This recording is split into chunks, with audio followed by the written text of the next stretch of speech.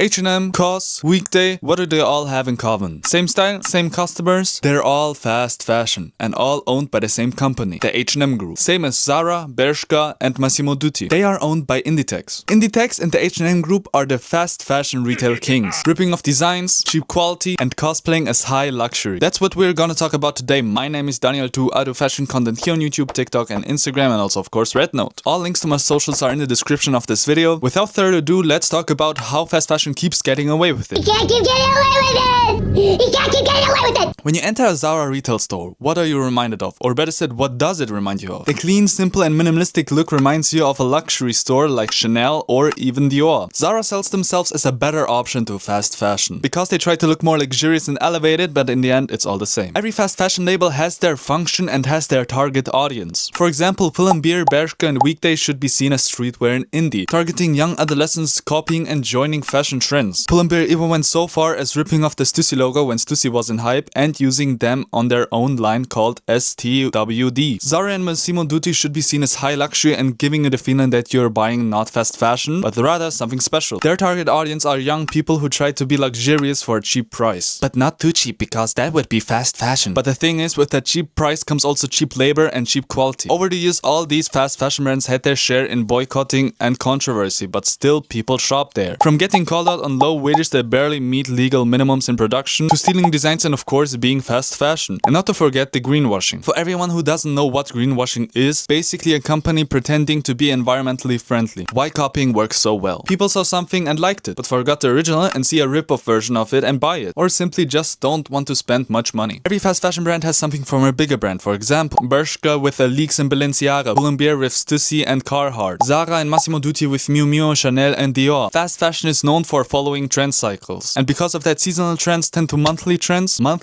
turn to weekly trends, and weekly trends to micro trends. Zara is known for having new clothes every week or two, but that's nothing good. That just goes to show how fast the fast fashion scene is moving. Fast fashion is also trying to fit in with the bigger brands through booking popular models and having runway shows during Fashion Week. The latest was H&M during London Fashion Week. There they held a runway show and everyone was talking about it. Oh, this is so cool, this is not H&M anymore, and look at all the celebrities that were there. But the thing is, it was just a publicity stunt. People that were at the fashion show basically were paid to be there, just to get H&M back in the conversation. Everyone was talking about how good H&M is while ignoring what H&M is known for: cheap labor and child labor. But that cover-up also happens through collabs, for example Martin Margiela or even the latest Glenn Martens from Maison Margiela. Inditex, the company that owns Zara, Bershka and of course Massimo Dutti, was from the start just a copy of something greater. Ever since it was founded in 1985, the only function it had was to copy and paste and be sold. It was designed to be liked, to be purchased and to be consumed, and all this leads to overconsumption. Most of the products are getting thrown away or even just donated after wearing it once or twice. If it all goes good, it may be sold again on the second-hand market, but that's just a slight chance. To close the whole topic, a short recap. Fast fashion is nothing original and designed to bring you to buy it. Big fast fashion brands do anything to bring you to buy their new collection. For example, Zara added an AI avatar of you to try things on and buy them afterwards. Rather than buying little cheap things that you won't wear anyways, just buy craftsmanship and quality clothing. I'm not talking about spending your whole check at Gucci, Balenciaga or some, but rather looking around brands that are sustainable and won't break in half after the first wear. Cough cough, No Face Studios or even Miu Miu. In this video I focused on fast fashion retailers, Shein, Fashion Nova and Boohoo weren't included, but they basically use the same formula. Anyways, I hope everything was understandable. As you may heard from my accent, English isn't my first language, but I hope these subtitles help. Thank you very much for watching. I hope you had a good transition from 2025 to 2026. Happy New Year, welcome to 2026, even if it's like 2 weeks later. I hope you have an awesome evening, an awesome morning, or better said, just a great and amazing day. My name is Daniel2. Until next time, bye bye. Okay, fuck away, ball. We gang, win this bitches, so let's go. They can't keep it away with it, no. Zara sells